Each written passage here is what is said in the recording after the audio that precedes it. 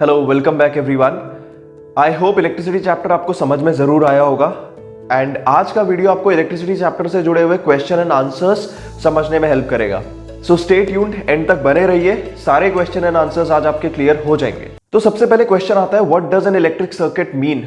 Electric circuit का मतलब होता क्या है? तो एक इलेक्ट्रिक सर्किट एक ऐसा क्लोज्ड लूप या पाथ होता है जिसमें इलेक्ट्रॉन्स फ्लो कर सकते हैं। मतलब एक ऐसा क्लोज रास्ता जिसके थ्रू इलेक्ट्रॉन्स फ्लो करके पूरा रास्ता कंप्लीट कर सकते हैं। ये इलेक्ट्रिक सर्किट में वायर्स हो सकती हैं, कीज हो सकती हैं, स्विचेस हो सकते हैं, बैटरी हो सकती है और कई सारे रेजिस्टर्स भी हो सकते हैं। तो इंग्लिश में आप इसे लिखेंगे द क्लोज्ड लूप और path through which electrons can flow and this path consist of, इसमें क्या क्या चीजें होती हैं वो भी बताएंगे। So this path consist of a battery, wire, bulbs, resistance etcetera. तो नेक्स्ट क्वेश्चन आता है, define the unit of current. तो इसमें करंट की यूनिट डिफाइन करने के लिए कही गई है। ज्यादातर हम लोग गलती करते हैं कि हम इसमें आंसर सिर्फ एम्पेयर लिख देते हैं। करंट की यूनिट एम्पेयर होती जरूर है, but question is define the unit of current. इस एम्पेयर को डिफाइन करना है, एक एम्पेयर होता क्या है। सो इसके लिए हम पहले आ जाते हैं डेफिनेशन ऑफ करंट पे। Current is flow of electrons per unit time. कितने इलेक्ट्रॉन्स फ्लो कर रहे हैं through a wire per unit time, इसी को करंट कहा जाता है। सो करंट का फॉर्मूला होता है I is equal to Q upon T। Q upon T, तो 1 ampere is equal to 1 coulomb per second. मतलब 1 एम्पेयर करंट वो करंट होती है जिसमें 1 कूलम चार्ज 1 सेकेंड में फ्लो करते हैं किसी भी वायर के थ्रू।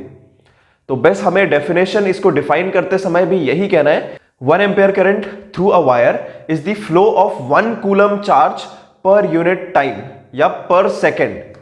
तो नेक्स्ट क्वेश्चन आता है, calculate the number of electrons constituting 1 ampere current. 1 ampere current में कितने इलेक्ट्रॉन्स या कितना चार्ज होता है।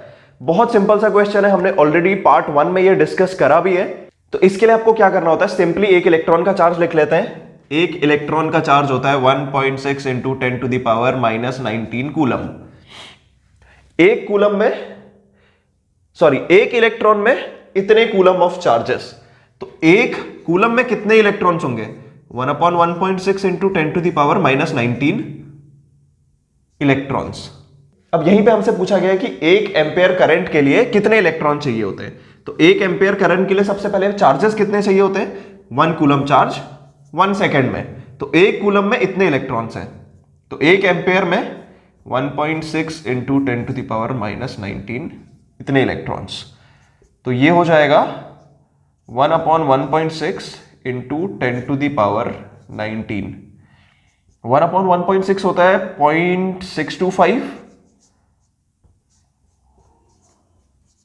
इसको हम 6.25 इंटू 10 टू दी पावर 18 लिख सकते हैं। कैलकुलेशन एक बार चेक कर लेना। तो अगला क्वेश्चन आता है, name a device that helps maintain potential difference across a conductor. एक ऐसी डिवाइस जो किसी कंडक्टर के अक्रॉस पोटेंशियल डिफरेंस मेंटेन करने में हेल्प करता है। तो जनरली पोटेंशियल डिफरेंस किस वजह से आता है, जो घरों में इलेक्ट्रिक पावर सप्लाई होती है, बैटरी होती है, सेल्स होते हैं, इनकी वजह से पोटेंशियल डिफरेंस क्रिएट होता है। तो बैटरी या सेल आप कुछ भी लिख सकते हैं, दोनों ही आंसर सही हैं। तो अगला क्वेश्चन आता है, what is meant by saying that the potential difference across 2 points is 1 volt. 2 points के बीच का पोटेंशियल डिफरेंस अगर 1 वोल्ट है तो इसका आखिर मतलब होता क्या है। तो इसका सिंपल सा मतलब आप डेफिनेशन या फॉर्मूले से निकाल सकते हो। 1 वोल्ट का पोटेंशियल डिफरेंस होता क्या है। तो पोटेंशियल डिफरेंस का मतलब होता है work done in moving a charge from point A to point B, और इसका फॉर्मूला होता है V is equal to W upon Q। कितना वर्क किया पर यूनिट चार्ज। तो 1 वोल्ट का सिंपल सा मतलब है कि 1 कूलम चार्ज को मूव करने में 1 जूल का वर्क करना पड़ा है from point A to point B. Now next question is, how much energy is given to each coulomb charge passing through a 6 volt battery. एक 6 वोल्ट की बैटरी से पास होने वाले हर कूलम ऑफ चार्ज को कितनी एनर्जी मिलती है। तो सिंपल सा फॉर्मूला है, V is equal to W upon Q, work done upon Q। तो V इसमें गिवन है 6 वोल्ट, 6 वोल्ट की बैटरी है, चार्ज भी गिवन है 1 कूलम चार्ज। तो वर्क इससे आ जाएगा 6 जूल। तो ये जो वर्क है 6 जूल, यही वर्क एनर्जी में कन्वर्ट होता है। तो एनर्जी भी 6 जूल ही रहती है। तो 6 जूल एनर्जी मिलेगी हर कूलम चार्ज को जब वो 6 वोल्ट की बैटरी से पास होगा। Now the next question is, on what factors does the resistance of a conductor depend. एक कंडक्टर का रेजिस्टेंस किन फैक्टर्स पे डिपेंड करता है। ये चीजें हम ऑलरेडी डिस्कस कर चुके हैं, बट फिर अगेन मैं आपके लिए रिपीट कर देता हूं that resistance of a conductor depends on the length of the conductor and the cross sectional area of the conductor. Length के डायरेक्टली प्रोपोर्शनल होता है, जितनी लेंथ बढ़ती है उतना ज्यादा रेजिस्टेंस बढ़ता है, और क्रॉस सेक्शनल एरिया के इनवर्सली प्रोपोर्शनल होता है, मतलब जितना बड़ा क्रॉस सेक्शनल एरिया उतना कम रेजिस्टेंस। इसको हमने एक पतली गली से पास होती हुई मोटरसाइकिल के एग्जाम्पल के थ्रू भी समझा था कि जितनी पतली गली होगी उतना ज्यादा रेजिस्टेंस होगा, उतनी कम स्पीड होगी, जितनी चौड़ी गली होगी उतना कम रेजिस्टेंस होगा, उतनी इजीली बाइक पास हो पाएगी। नाउ ये पतली गली जितनी लंबी होगी उतना ही ज्यादा देर तक इसको रेजिस्टेंस फेस करना पड़ेगा, उतना ही रुक रुक के बाइक जाएगी। बट अगर ये गली शॉर्ट होगी, छोटी होगी, तो जल्दी से ये हाईवे पे निकल के फिर से स्पीड पकड़ सकता है। ये एक सिंपल सा सिर्फ एक छोटा सा एग्जांपल है जिसके थ्रू आप समझ पाओ इसे। अब अगला क्वेश्चन है, will current flow more easily through a thick और a thin wire of the same material when connected to the same source and why.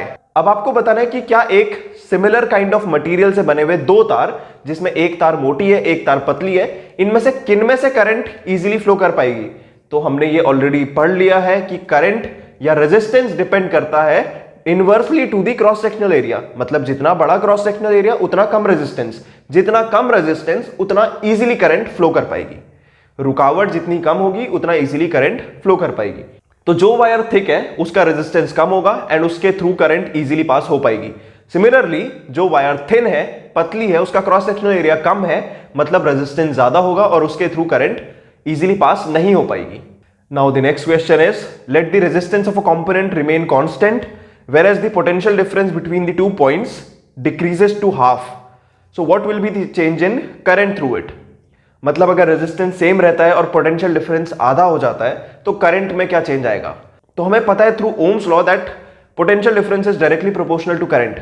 जिस तरीके से पोटेंशियल डिफरेंस बढ़ेगा या कम होगा उसी तरीके से करंट भी बढ़ेगा या कम होगा, उसी फैक्टर से इंस्टेड। तो अगर पोटेंशियल डिफरेंस हाफ हो जाता है तो करंट भी हाफ हो जाएगी, एज सिंपल एज दैट। अगर पोटेंशियल डिफरेंस डबल होता है तो करंट भी डबल होगी। बट द क्वेश्चन इज, अगर पोटेंशियल डिफरेंस हाफ होता है तो our answer will be current will also become half as it is directly proportional to the potential difference. अब अगला क्वेश्चन है, why are the coils of electric toasters और electric press made up of alloys not pure metals.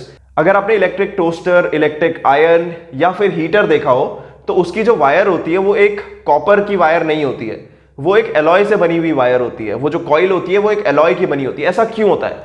बहुत ही simple है, हमने heat के बारे में पढ़ा है। हीट डिपेंड करती है रेजिस्टेंस ऑफ द मटेरियल पे, क्योंकि एक प्योर मेटल का रेजिस्टेंस बहुत कम होता है तो वो उसमें हीट ज्यादा प्रोड्यूस नहीं हो पाती है। वेरेस एक एलॉय का रेजिस्टेंस काफी हाई होता है, उससे करंट जब पास होती है तो बहुत ज्यादा हीट रिलीज करती है। दैट इज वाई जब भी हमें कोई हीटिंग एलिमेंट चाहिए होता है तो उसमें हम प्योर मेटल की जगह एलॉयज का इस्तेमाल करते हैं। अब अगले क्वेश्चन में आपको एक सिंपल सा डायग्राम बनाना है जिसमें 3 सेल्स की एक बैटरी है। Each cell is of 2 volts और साथ में हमें इसके साथ कनेक्ट करने हैं कुछ रेजिस्टेंस या रेजिस्टर्स, और इन रेजिस्टर्स का रेजिस्टेंस है 5 ओम, 8 ओम एंड 12 ओम। इसके साथ एक प्लग या एक की को कनेक्ट करना है सीरीज में। ये सारे कनेक्शन सीरीज में बना करके हमें एक डायग्राम के थ्रू रिप्रेजेंट करना है। Very simple. तो 3 सेल वाली बैटरी कैसे ड्रॉ कर सकते हैं? एक सेल, दूसरा सेल, तीसरा सेल, ये बन गई बैटरी। रेजिस्टेंसेस ड्रॉ करने हैं सीरीज में। ये मान लीजिए 5 ओम, ये मान लीजिए 8 ओम, ये मान लीजिए 12 ओम, और ये की बन गई 5 ओम, 8 ओम, 12 ओम। इसको ऐसे बना दोगे तो एक क्लोज्ड की है और ये हमारी बैटरी हो गई जिसका टोटल वोल्टेज जो होगा वो 6 वोल्ट होगा। तो नेक्स्ट क्वेश्चन बहुत ही इंटरेस्टिंग है। नेक्स्ट क्वेश्चन में पूछा गया है कि इस सेम सर्किट में आपको एक एमीटर कनेक्ट करना है जो कि करंट मेजर करेगा इन रेजिस्टेंस या इन रेजिस्टर्स के थ्रू पास होने वाली, और दूसरा क्वेश्चन है आपको एक वोल्ट मीटर कनेक्ट करके पोटेंशियल डिफरेंस बताना है इस 12 ओम के रेजिस्टर के अक्रॉस। इस 12 ओम के रेजिस्टर के अक्रॉस कितना पोटेंशियल डिफरेंस है ये बताना है। Very simple. तो सबसे पहले अगर हमें एमीटर कनेक्ट करना है तो आपको पता होगा एमीटर हमेशा सीरीज में कनेक्ट होता है, तभी आप उसके थ्रू पास होने वाली करंट को मेजर कर पाओगे, राइट। तो एमीटर कहां पे कनेक्ट कर सकते हैं? सिंपल सा ड्रॉ कर देना है यहां पे एमीटर, दैट्स इट। अब इस सर्किट में या इस वायर के थ्रू पास होने वाली करंट एमीटर मेजर कर लेगा। अब पोटेंशियल डिफरेंस मेजर करना है अक्रॉस 12 ओम रेजिस्टर। अक्रॉस मतलब इसके दोनों एंड्स पे तो सिंपल सी बात है, इसको कैसे मेजर कर रहे हैं, क्या मेजर कर रहे हैं, उससे पता चल जाएगा कि कनेक्शन कैसा होने वाला है। तो वोल्ट मीटर क्योंकि अक्रॉस मेजर कर रहे हैं, मतलब दो पॉइंट्स के बीच में मेजर कर रहे हैं, तो इसका मतलब है कि एक पॉइंट इस तरफ, एक पॉइंट इस तरफ, और इसके बीच में वोल्ट मीटर। तो वोल्ट मीटर हमेशा पैरेलल में कनेक्ट होता है और उसी तरफ एम मीटर हमेशा सीरीज में कनेक्ट होता है। अब इसमें एक और चीज पूछी गई है कि एम मीटर और वोल्ट मीटर की रीडिंग कितनी होगी। इसमें क्या रीड करोगे आप, क्या वैल्यूज आएंगी एम मीटर की और वोल्ट मीटर की। बहुत सिंपल सा क्वेश्चन है, आपको सिर्फ करंट निकालने की जरूरत है। तो सबसे पहले तो हम ओवरऑल रेजिस्टेंस निकाल लेते हैं। तो ओवरऑल रेजिस्टेंस या रेजिस्टेंस, टोटल रेजिस्टेंस हो जाएगा 5 + 8 + 12, वेरी सिंपल, 8 + 12 20 + 5 25 ओम्स का रेजिस्टेंस। और करंट निकालने के लिए V = IR का इस्तेमाल कर सकते हैं। V गिवन है 6 वोल्ट, I हमें निकालना है एंड रेजिस्टेंस इज 25, तो I = 6/25, as simple as that. इसको सॉल्व करते हैं। 6 4 = 24, 6 4 = 24 अपॉन 25 × 4 100, तो ये हो जाएगा 0.24 एम्पेयर्स। कैलकुलेशन की सिंपल सी ट्रिक है। कैलकुलेशन को सिंप्लीफाई करने के लिए, क्योंकि नीचे 25 था तो मैंने इसे 100 में कन्वर्ट कर दिया, क्योंकि 100 से डिवीजन बहुत सिंपल होता है। तो बहुत सिंपल सी ट्रिक है। अगर आप नहीं भी करना चाहते हो तो सिंपल डिवीजन कर सकते हो। मुझे वो लेंदी लगता है, इसलिए मैंने ये कैलकुलेशन की ट्रिक इसमें यूज कर ली। But anyways, moving on. अब हमें निकालना है voltage, potential difference across 12 ohm resistance. तो बहुत सिंपल है, हमें ये तो पता है कि इसके थ्रू पास होने वाली करंट 0.24 एम्पेयर्स है। अच्छा, यहां पे कर लेते हैं इसे। करंट कितनी है? 0.24 एम्पेयर्स। पोटेंशियल डिफरेंस 6 वोल्ट का इस पूरे के अक्रॉस है। इसके अक्रॉस, इसके अक्रॉस और इसके अक्रॉस डिफरेंट पोटेंशियल डिफरेंस होगा ही। तो पोटेंशियल डिफरेंस V = IR होता है। I हमें पता है 0.24 है एंड R हमें पता है कि 20 और R हमें पता है कि 12 है। तो 0.24 × 12 हमें करना है। बहुत ही सिंपल सी कैलकुलेशन। 12 4 = 48, 12 2 = 24, 24 + 4 28 एंड 2 डेसिमल्स इधर 2.88 वोल्ट। तो 2.88 वोल्ट इसकी रीडिंग आएगी। हमें ये भी पता चल गया 2.88 वोल्ट एंड एम मीटर की रीडिंग आएगी 0.24 एम्पेयर्स। तो चलिए बढ़ते हैं नेक्स्ट क्वेश्चन की तरफ। नेक्स्ट क्वेश्चन बहुत ही सिंपल है, आपको सिर्फ इक्विवेलेंट रेजिस्टेंस बताना है जब रेजिस्टर्स पैरेलली कनेक्ट हो। रेजिस्टर्स के कॉम्बिनेशन हमें गिवन है। पहला है एक 1 ओम का रेजिस्टर और 10⁶ ओम का रेजिस्टर। ये दोनों रेजिस्टर्स अगर पैरेलली कनेक्टेड हो तो इक्विवेलेंट रेजिस्टेंस कितना होगा? बहुत सिंपल है, 1/R equivalent = 1/R1 + 1/R2। 1/R1 मतलब 1, 1/R2 मतलब 1/10⁶। सिंपल एलसीएम ले लीजिए, 10⁶, इधर 10⁶ + 1, जो कि होता है 3 4 5 एंड 1/3। बट ये 1/R इक्विवेलेंट था, तो R इक्विवेलेंट इसका रेसिप्रोकल हो जाएगा। इसको उल्टा कर देंगे, 2 3 1, दैट्स इट, जो कि ऑलमोस्ट 1 ओम के आसपास ही आएगा। इसी का सेकंड पार्ट है, आपको इक्विवेलेंट रेजिस्टेंस बताना है जब एक रेजिस्टर 1 ओम का हो, दूसरा 10⁻³ ओम्स का हो और तीसरा 10⁶ ओम्स का हो। Again very simple, 1/R equivalent = 1/R1 + 1/R2 + 1/R3। 1/1 + 1/10⁻³ + 1/10⁶। LCM आ जाएगा 10⁶, यहाँ पे आएगा 10⁶, प्लस यहाँ पे आ जाएगा 10⁻³ + 1, 6 zeros + 3 zeros + 1/6 zeros। अच्छा, पहले 1, then again 2 zeros, then 1 2 3 1 2 3 4, then again 1 and then 2 zeros, 1/1 और इसके साथ 6 more zeros। That's it। So ये somewhere around 0.99 कुछ ओम्स आएगा। कैलकुलेट आप पूरा नहीं भी करोगे, इतने में भी छोड़ोगे तो भी आंसर ठीक है। चलिए नेक्स्ट क्वेश्चन एक न्यूमेरिकल है जिसमें बताया गया है कि एक इलेक्ट्रिक लैंप है, एक इलेक्ट्रिक टोस्टर है और एक वाटर फिल्टर है जो कि पैरेलली कनेक्टेड है to a source of potential difference 220 volts. Parallelly connected है 220 वोल्ट की एनर्जी सप्लाई के अक्रॉस। इसका अगला पार्ट है कि आपको बताना है कि इलेक्ट्रिक आयन का रेजिस्टेंस क्या होगा जब वो इसी सोर्स के अक्रॉस कनेक्ट होने पे सेम करंट लेती है जितना कि इन तीनों अप्लायंसेस ने लिया था। मतलब कि ओवरऑल करंट जो सर्किट में फ्लो कर रही है वो दोनों ही केसेस में सेम है और आपको वो करंट की वैल्यू भी बतानी है। तो दो चीजें बतानी है, एक है रेजिस्टेंस ऑफ इलेक्ट्रिक आयन और दूसरा है करंट इन दी सर्किट। दोनों केसेस में क्योंकि करंट सेम है तो आप कोई सी भी करंट निकाल सकते हैं। चलिए, तो इसमें हमें R1 गिवन है 100 ओम्स, R2 गिवन है 50 ओम्स, R3 गिवन है 500 ओम्स और एक R4 हमें निकालना है। चलिए इसे हटा देते हैं। Potential difference V is equal to 220 volt given है। सर्किट डायग्राम बना लेते हैं। कोई भी क्वेश्चन सॉल्व करने से पहले आई वुड रियली सजेस्ट कि आप लोग सर्किट डायग्राम्स बना के रखें। ये लेट्स से R1 है, ये R2 है और ये आती है 100 ohms, 50 ohms and 500 ohms, 220 volts की सप्लाई। और दूसरी तरफ ये एक इलेक्ट्रिक आयन लगी है R4 रेजिस्टेंस की across the same potential difference 220 volt. अगर इसमें करंट I है तो इसमें भी करंट I है, सेम करंट है। ये same current same potential difference के अक्रॉस तभी हो सकती है जब टोटल रेजिस्टेंस दोनों तरफ सेम हो।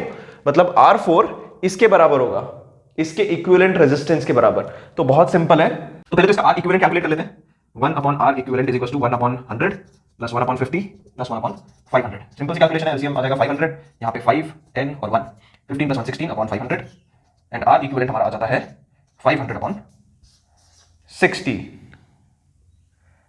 ओम्स, जो कि समवेयर अराउंड 31.25 ओम्स के आसपास आता है। चलिए, तो R इक्विवेलेंट R4 के बराबर ही है, तो हम लिख सकते हैं R4 is equal to R equivalent that is equal to 31.25 ohms.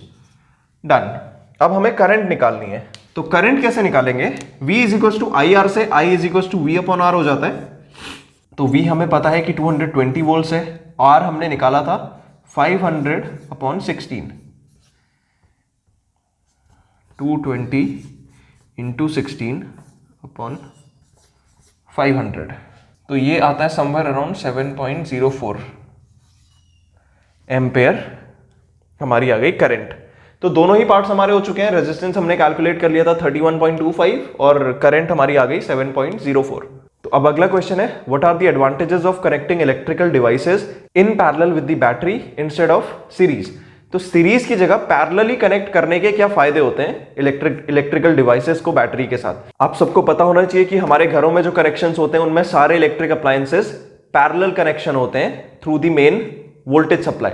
तो पैरेलल कनेक्शन का सबसे मेजर और इंपॉर्टेंट एडवांटेज है कि अगर कोई भी अप्लायंस फ्यूज हो जाता है, उस केस में भी बाकी सारे अप्लायंसेस नॉर्मली काम करते हैं। और सीरीज के साथ एक प्रॉब्लम आती है कि आपको सारे अप्लायंसेस ऑन रखने पड़ते हैं, वेयरएज पैरेलल में ऐसा नहीं है, क्योंकि पैरेलल कनेक्शन में सारे अप्लायंसेस सेम पोटेंशियल डिफरेंस के अक्रॉस कनेक्टेड है और हर एक लूप में अलग अलग करंट फ्लो कर सकती है। दूसरा बड़ा एडवांटेज यह है कि सारे ही इलेक्ट्रिकल डिवाइसेस को सेम पोटेंशियल एनर्जी मिलती है। मतलब अगर 220 वोल्ट का पोटेंशियल डिफरेंस है तो वो सारे ही रेजिस्टेंस के अक्रॉस 220 वोल्ट ही होगा। तीसरा बड़ा एडवांटेज है कि पैरेलल सर्किट में हर एक अप्लायंस के थ्रू अलग अलग करंट फ्लो कर सकती है। लेट अस से एक बल्ब है और एक फ्रिज है। फ्रिज के थ्रू हमारे पास 5 एम्पेयर की करंट फ्लो होनी चाहिए, वेयरएज बल्ब से 2 ही एम्पेयर की होनी चाहिए। अगर हम इन्हें सीरीज में कनेक्ट करते हैं तो ऑफ कोर्स बल्ब डैमेज हो जाएगा, बिकॉज वो 2 एम्पेयर के लिए ही बना था और वेयरएज फ्रिज 5 एम्पेयर के लिए बना था। पैरेलल में ऐसा नहीं होता है। पैरेलल में अगर एक बल्ब और फ्रिज पैरेलली कनेक्टेड है तो करंट बल्ब के थ्रू 2 एम्पेयर जा सकती है और फ्रिज के थ्रू 5 एम्पेयर जा सकती है विदाउट अ प्रॉब्लम।